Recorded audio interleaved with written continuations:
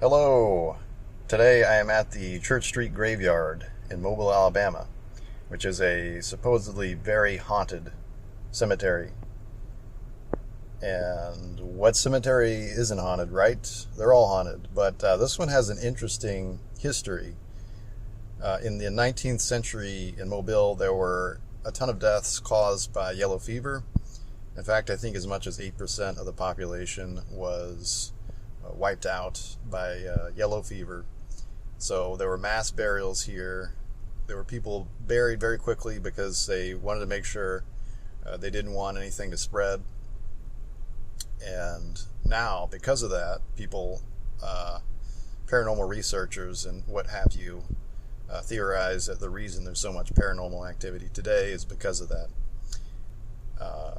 That's one thing. That's the first thing. And as far as the paranormal activity, you've got reports of shadowy figures, shadow people, cold spots, things like that. Now, I didn't bring a thermometer out today to measure for cold spots. I'll be sure to try to do that next time. And that's the first thing, the cemetery itself. Right beside the cemetery, there's supposedly an oak tree growing from a grave. Someone was buried in a potter's field, and that someone was accused of murder. His name was Charles Boyington. And actually, in 1834, a dead body was discovered murdered in this graveyard of his friend, Nathaniel Frost. And because they were friends, Charles and Nathaniel, and because Nathaniel owed Charles a lot of money, Charles was a gambler, in addition to a printer. Because Nathaniel owed Charles a lot of money, and Charles had that money had a lot of money after his death, they quickly convicted him of the murder of his friend Nathaniel Frost. So, in 1835, Charles Boyington was hanged because of his crimes, and right before he was hanged, he reportedly said, "I'm innocent, and because of being wrongly accused here, an oak tree is going to grow from my heart, is going to grow from this grave site."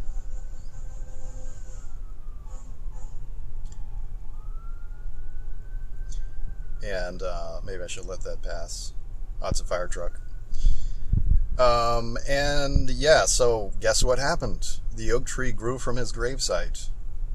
So I want to go see that today, and there are reports of paranormal activity around that oak tree. I think it may be a live oak tree, a big one. There are reports of paranormal activity such as whispers and crying. These reports seem to have, at least the majority, seem to have occurred at night. So I'd like to get out here also at night on another day. So that would be great. Maybe I can bring a thermometer next time to test for cold spots, to verify those cold spots. So yeah, there's some history to this cemetery, and I'm very excited about checking it out. I also want to make sure that I'm respectful to the dead while I'm here. That's the most important thing. Oh, I completely forgot about the library too. In fact, you may see a library sign in the background, and there's also the gate to the cemetery. But that's because the library and the cemetery are so close here. And another thing I want to check out today is the library, because there are also reports of paranormal activity at that library. There are reports of people in 19th century dress walking through the stacks, which makes me wonder if they're in 19th century dress because of all those deaths that occurred during the 19th century with the yellow fever epidemic. That could be why, but I'm going to try to record a little in the library too, if that's allowed, and just see if I can see anyone in there in 19th century dress. And I might see someone there, and they might be cosplaying. You know, it might be or historical reenactment. That would be funny. In fact, if I was a prankster, I'd come out here and dress in 19th century dress and go through the library, and just, if anyone calls me out, say, "I'm not a ghost. I'm a cosplayer. I'm cosplaying the 19th century." Anyway, we'll check that out too. The Church Street Graveyard, Boyington Oak, and also the public library down here. All right, I got directions. Oh, I found it. Wow, I was just about to say, I got directions from the librarian, one of the librarians, how to get to Boyington Oak, because it is not actually in the cemetery. It's not actually at the Church Street graveyard. You have to walk a little. So I'm walking out here in like 90-something degree weather in Mobile, and thinking I can't even remember all the directions, and there weren't even that many. That's what happens when you're in a culture that's spoiled by GPS. Anyway, so here we're actually at the site right now, the Boyington Oak. I stumbled upon it. Now, right before I got here, I wish I had recorded it. You're not going to believe me. Maybe I can find the cat. A black cat right here crossed my path. Now, I want to say I love cats, and I think it's really unfortunate about the superstitions, the negative superstitions about black cats. I love cats, and I love black cats. But that's interesting. A black cat crosses my path right here, right by this sign, and it ran off that way. I'm going to flip the camera around and see if I can find the black cat. It went this way. It crossed my path, and it just ran off this way. Yeah. That's how it usually happens, though. Now you got my word, but no evidence that there was a black cat, like, right in this spot, right where this sign is, that crossed my path. That's really weird. Anyway, this is the sign here for the Boyington Oak, which is where Charles Boyington was buried, who was convicted, if his word can be believed, wrongly convicted for the crime of the murder of one of his friends, Nathaniel Frost, who supposedly owed him money. And right before he was hanged, he said that he was innocent and that an oak tree would spring from the spot of his grave, from his heart. And here's the oak tree. So I'm assuming that Charles Boyington is buried there underneath. And I also want to be respectful of the graveside too, of course. Don't want to get too excited, but that black cat that just crossed my path, like right here, that was really bizarre. I will say though, I'm a cat person, and I naturally attract cats. They can be from, which is also funny because I'm allergic to cats. But anyway, this is the Boyington Oak, and Charles Boyington is buried right there.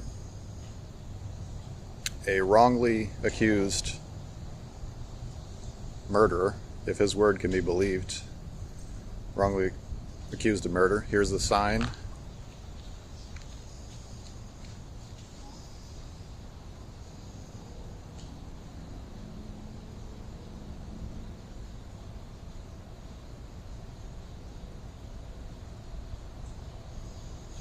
And I wonder if he's actually down there.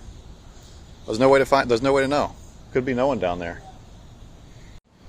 I just think it's a remarkable coincidence. If this oak tree really did spring up from where he was buried, first of all, that's a coincidence on its own. I mean, granted, a tree can grow anywhere, but the other thing that's a coincidence is that he would say that. Now, the skeptic in me wants to believe that he didn't say those words, and that an oak tree just happened to grow from his gravesite, and later on, people made up the story that he had said those words. But maybe it did happen.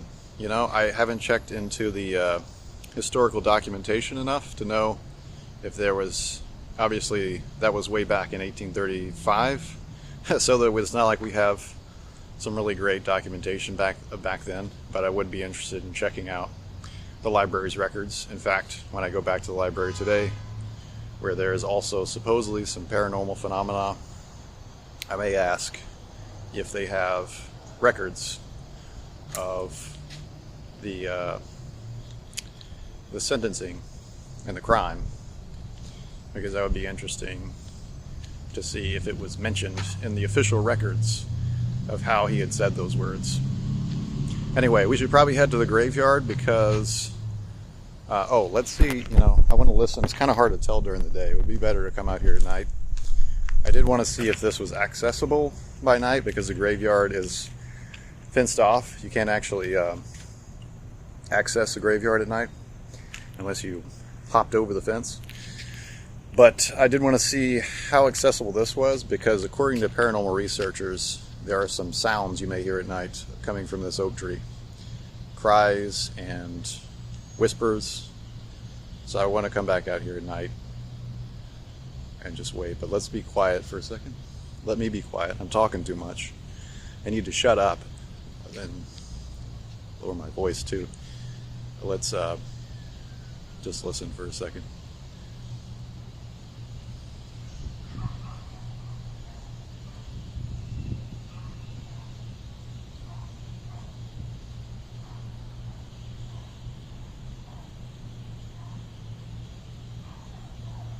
Charles Boyington, if you were innocent, first of all, I want to pay you my respect. Secondly, can you give us a sign?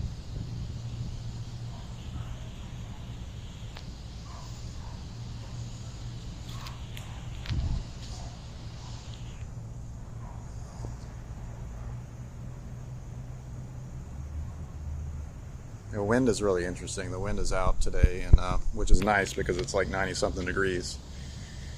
The wind is interesting because you can hear so many sounds in the wind. You can hear, if you really try hard enough, you can hear whispers. And I thought I just heard some whispers just now. Probably the wind. You know, it's like that meme with the video games. It was probably the wind. But yeah, we should probably. I'll have to listen later. I want to come out here at night too. And we should probably head to the cemetery, to the graveyard itself, because it will close in an hour. And I've got to walk there in the heat. So here we go. Okay, I'm now heading into the cemetery.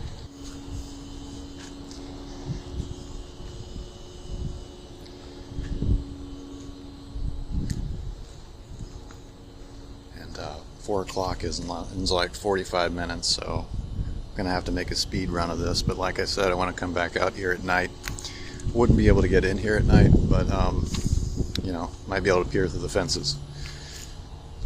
And I want to be, most importantly, respectful of the site and all the dead who have been buried here over the years. And this graveyard has quite a history with the yellow fever epidemics in the 19th century going on. I don't know how many times that happened, but apparently it happened enough to wipe out 8% of the Mobile population, if the statistics can be believed. So it really did a number on the population, and there were a lot of people buried here. There were a lot of people buried here then, and one wonders how many have been buried here now. And what I'm looking for as far as paranormal activity is shadowy figures and cold spots. On a hot day like this, it's a day for shadows. You know, we think about shadows as being the opposite of light, but it's also a place to cool down. And I wonder, they say that spirits, they keep a lot of attachments from their lives that they had. And I do wonder if one of those is a propensity to stick to shadows on a hot day, even if they don't need to stick to shadows because they're no longer living. This is an interesting area over here. If I were a shadowy figure, I would probably hang out over here somewhere. Even though, again, if I'm a shadowy figure, I'm not sweating. But when I was alive, I would have wanted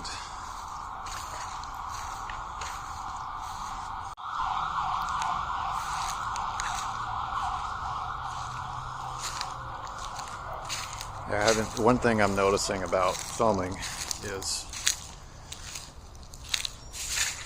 that you don't notice as much when you're filming because you're partly focused on filming.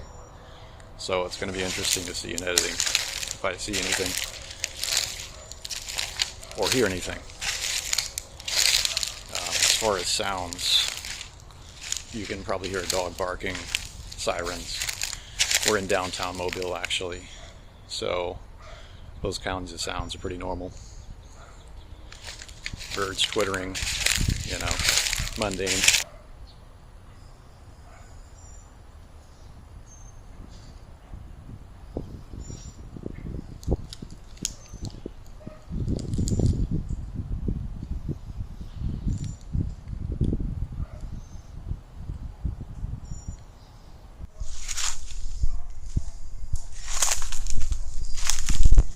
One thing I'm feeling right now, I'm also, oh, that's a bird. That was an interesting, first so I was just about to say that I'm also trying to fill the vibes here, because, you know, that can be another thing with spiritual presences of various kinds, is that you can kind of feel a vibe. And I will say, there's such a feeling that I'm here, such a feeling of calm and relaxation. Like, it's really weird. Now that I'm mentioning it, it was sort of normal before. I was like, oh, it just feels nice in the shade. But when I'm talking about it now, it's starting to get a little emotional. It's a very odd feeling of just calm and relaxation. There's nothing, I don't feel anything negative so far. But on a hot day like this, to feel this calm and to feel relaxed and at ease is bizarre in its own right, because I'm sweating. It's hot out here, but in this area right here, I'm feeling just a complete sense of calm. I think that's pretty cool. Is it paranormal? I don't know. Could be that I just had a coffee. I don't know what it is, but yeah, it's a really nice feeling.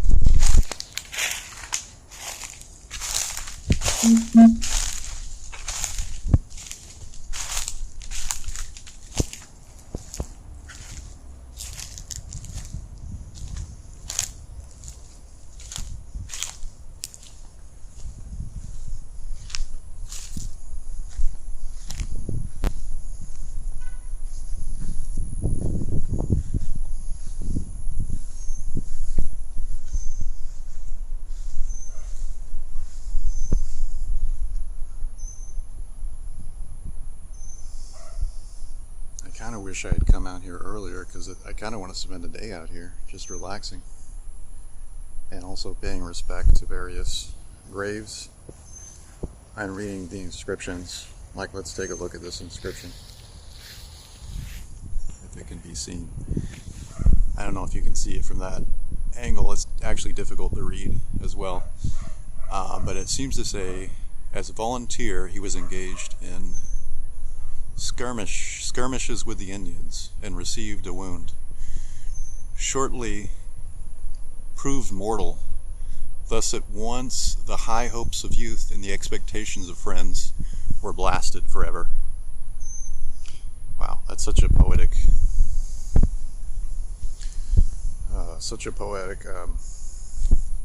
inscription. And what do you call them? Epitaphs? I always get epitaph and epigraph and epigram confused, and I'm a writer and an English major. I always have to look them up just to make sure, but I think it may be epitaph, epigraph, I don't know. Grave inscription, gravestone, and it's very, very poetic. You know, I have kind of mixed feeling. I mean, I don't feel great about that whoever it was engaged in conflict with Indians, with Native Americans. I don't like that. But the inscription itself was poetic. Whoever wrote it had some nice writing skills.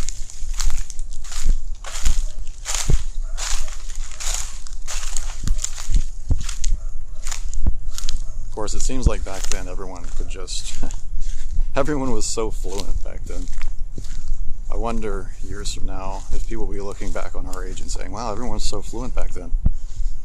We need to get back to that fluency. You know, obviously there's a lot of terrible things about those time periods. Like I said, the conflict with Native Americans, which was one of those atrocities. A number of atrocities were committed by Europeans and those of European descent. But as far as fluency, it seemed like people were more fluent back then. Or just that the people that were writing were more fluent back then. I don't know. Anyway, that's a digression. We're here to pay our respects and to be on the lookout for any paranormal activity, as has been reported. I haven't seen any shadowy figures yet.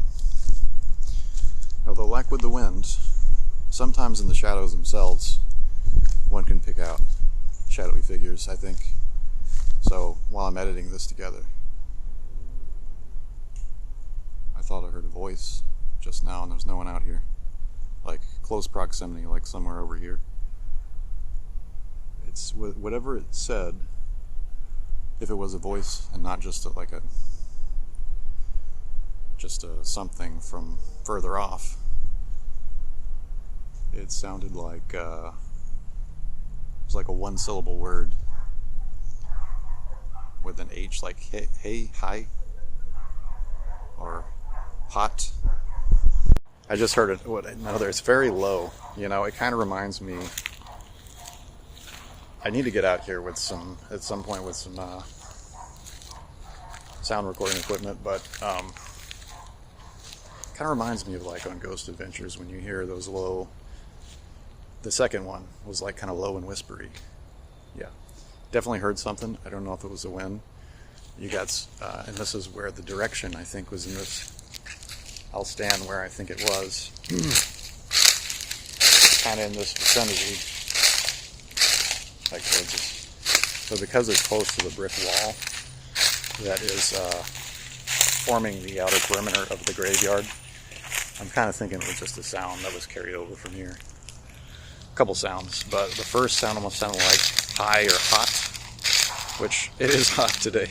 Wouldn't that be something if I almost stepped on a grave. Sorry.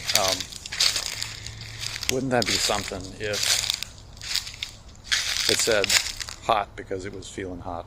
Or, you know, it's not feeling hot, but it would be feeling hot. Like going back to when it was alive. If it was alive here, it would be feeling hot. Yeah, this is about where I thought I heard it coming from.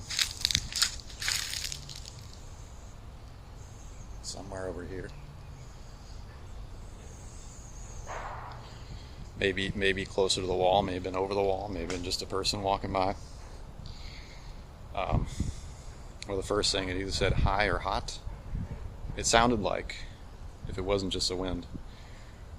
And then the second thing, I don't know what the second thing was. But doing a vibe check again, feeling the vibes, not feel anything negative. I want to say friendly. I don't feel anything negative yet.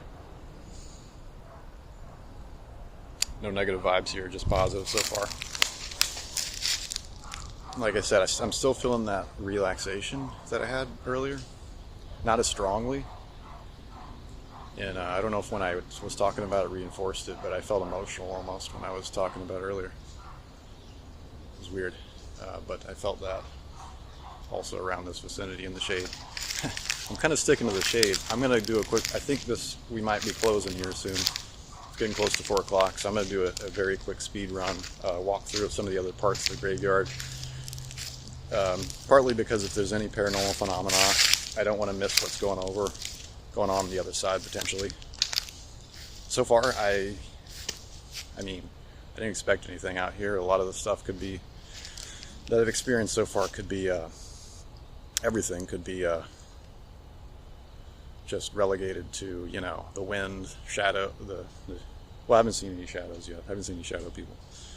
Could just be the wind and carry over from the brick wall.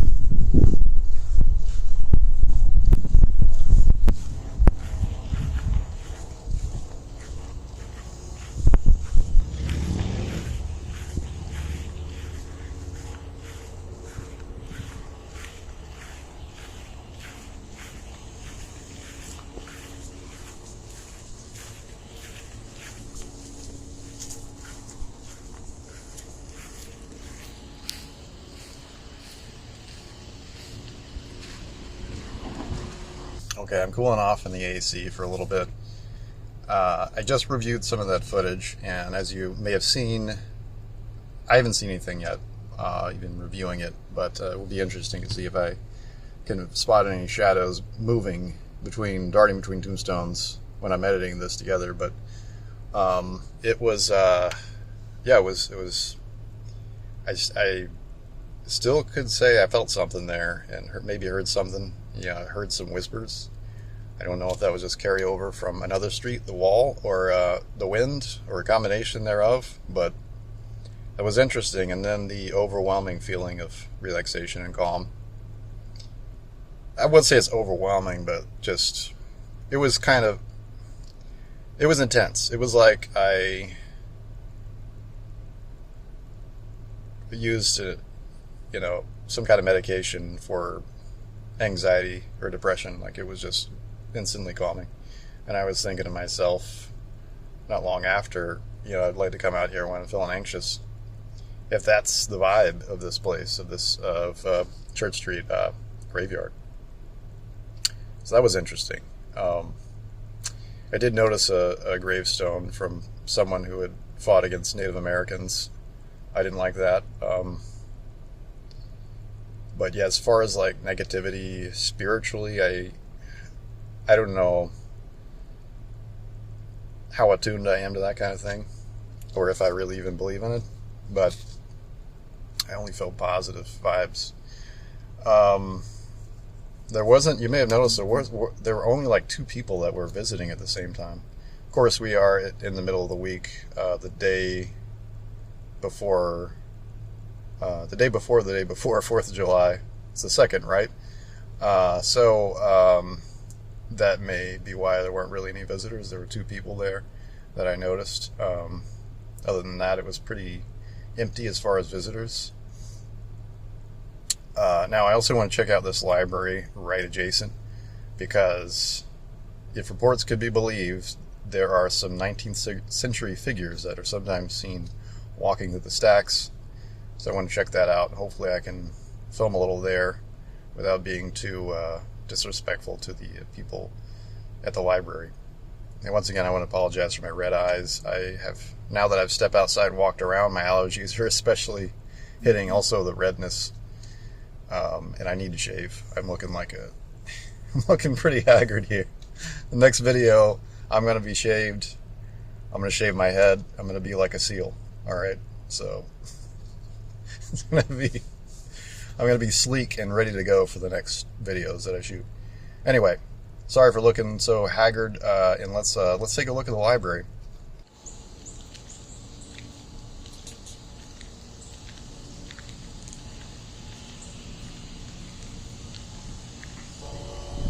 Okay, so I just visited the library. I was looking for the one that was supposedly haunted, or had some occurrences of people dressed in 19th century attire walking through the stacks, and that was the wrong one. That one over there that I walked up on just now was not the library. This is the one, but this one is actually closed. And when I spoke with the librarians at the one that was open, first of all, they were super helpful. They had so much information there. It was unbelievable. Even though it was the wrong library, I just got so much out of like a 10-minute visit. But they were telling me the librarians at the one that was open, which isn't the one that's supposedly haunted, which is this one. The library next door, the smaller one, they were telling me about all these other occurrences, like not actually related to this site, but just in Mobile, about like Spring Hill College, how there was a graveyard that used to be there, but they moved it and then it disappeared. So that's interesting. And they were telling me about a Catholic church that's nearby that had some paranormal activity. They also showed me this book in the library, The History of Church Street Graveyard, and I made some copies, some photocopies of some of the pages. So my visit was very productive. This library, which is the one where people were seen walking through the stacks from the graveyard dressed in 19th century attire. By the way, I better make it quick because I don't want to get in trouble. Also, I want to be respectful. This library is the one that I wanted to visit, but it's closed. Not because of operating hours, but because the plumbing needed to be fixed. So, plumbing is down today there. That's why it's closed. Otherwise, I would be in there and I'd be checking out. Now, what we could do, since it's closed, in addition to coming back later, is look at it from the outside. Don't want to loiter though, so I'm going to make it quick. See if I can see any figures moving through the windows, because that's what the reports were supposedly about, were from the perspective of the graveyard. The generators are loud here, by the way, so apologies. That's what this library is called, the Ben May main library. The other one must be a side library. Yeah, the figures were supposedly seen walking through the windows from the graveyard, which is right here. So really, I could have aimed the camera up this way from the graveyard, which I think the graveyard is closed now, I think. I think it's 4 o'clock, or a little bit after, but we could go over here around the generators and see what we can see. Yeah, it's not a very good angle down here. The windows are kind of dark as well. I'll come over here and see if I can get a better angle. So really, if you were seeing an entity from the graveyard, you would probably be looking up at the second story windows here of the library, the Ben May library. And it's hard. I don't know how you could see through those windows, so my guess is because they're dark. These are dark windows from the graveyard. How can you see through those windows? My guess is they replaced the windows over time, and when the reports happened, it was an earlier time when the windows weren't tinted. That's my guess. Okay, this might be a good vantage spot right over here. Let's take a look. Kind of got some sunlight interfering. I mean, you could, if you zoomed in, you could possibly see a figure. I don't think with the naked eye you could. It'd be difficult to see figures walking through from this angle. Further back in the graveyard, I'm actually outside the graveyard right now, right next to the brick wall. That's a nice spot right there, just to relax. Yeah.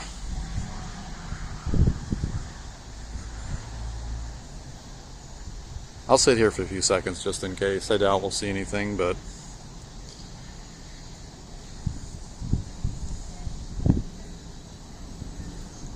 and like I said earlier, my guess is if they're dressed in 19th century attire and they're not cosplayers and they're spirits, my guess is they would be someone who possibly died from the yellow fever epidemics in the 19th century. Possibly someone who was mass buried here. That's my uneducated guess. I still have a lot of research to do. It's hard for me to see right now, but maybe later I can take a look at the footage and see if I saw anything in the windows. Which, 5 o'clock or about 5 o'clock at the date, I don't know if it'd be the best time. If you were over here at night when the windows are lighted up, you could, I mean, maybe have a better view. There are some blinds kind of in the way. But yeah, if it was like lit up at night, now you wouldn't be in the graveyard because the graveyard closes at 4 p.m. every day when it's open, as far as I know. But if you were beside the graveyard, maybe you might see something at night. You might be able to see it if the windows are lit up. I don't know if they would raise the blinds on some days, possibly. But that was kind of a, let's take a look up here.